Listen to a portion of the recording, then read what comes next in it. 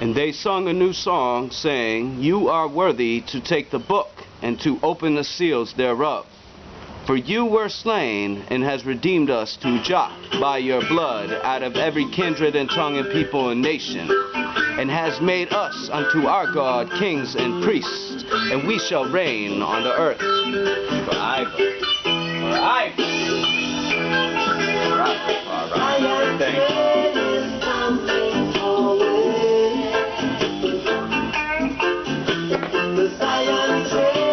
No joke.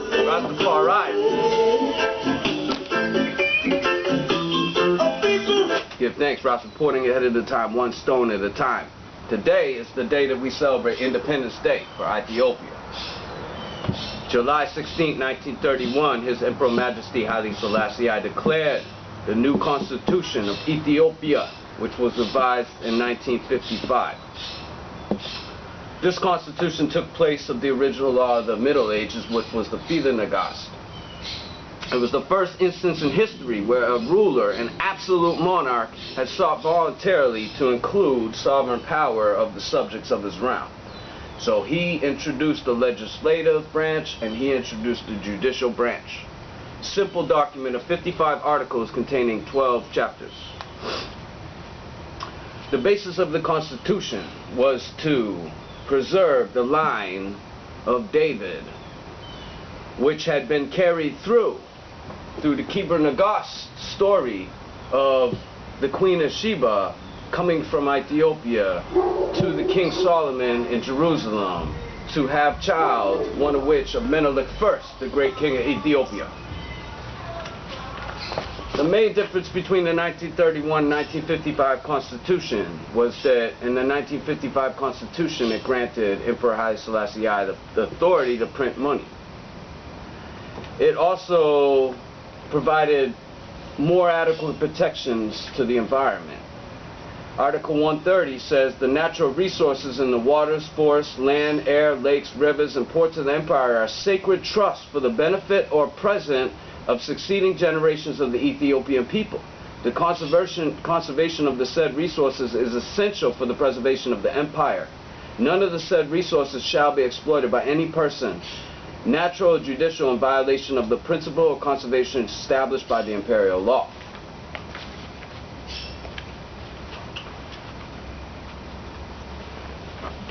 Many people can't understand.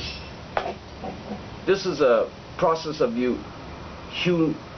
humility. We must humble ourselves before our Creator. Now, if we believe sincerely that the Christ had walked through the earth, and if we believe that the Christ had powers that were in supreme nature to the natural powers of mankind, then we must also believe that Rastafari is the Christ in person.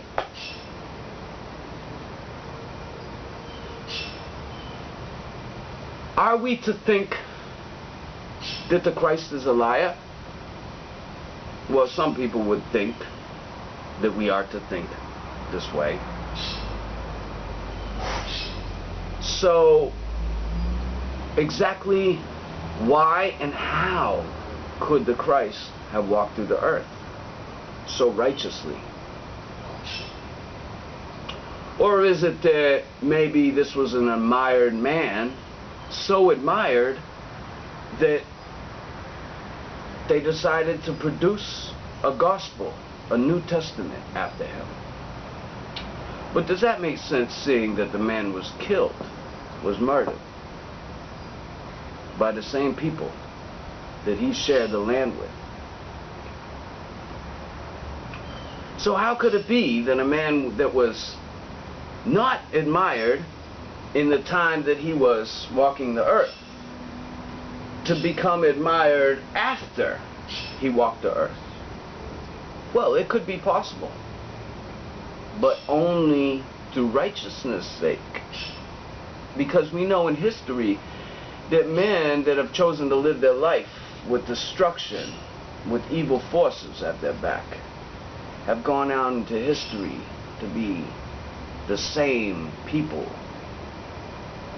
But yet, men that have lived righteously and have been disregarded as being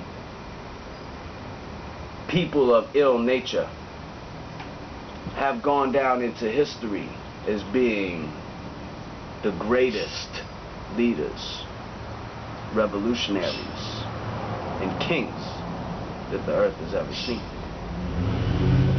So we see there's an element of truth here where you can only disguise an attempt to block and barricade and box up for so long before it breaks through, just like the root of the tree. So here we have the situation with Mr. Emperor Haile Selassie, and we ask, is Mr. Haile Selassie a liar? Could Mr. Haile Selassie claim the authority without the crown? How could Rastafari, Haile Selassie, fight in battle on the forefront of the line against the most aggressive force that mankind has seen in modern days? Chemical warfare from the sky, unprecedented and unreplicated.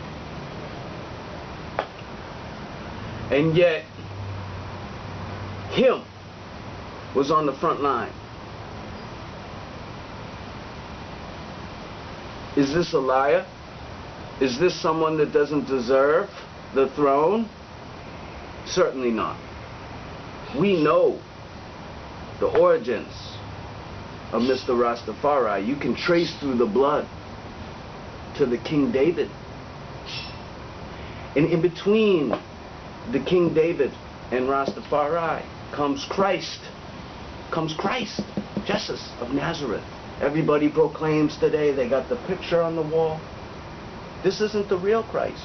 This is Lucifer. This is the one, the chosen one.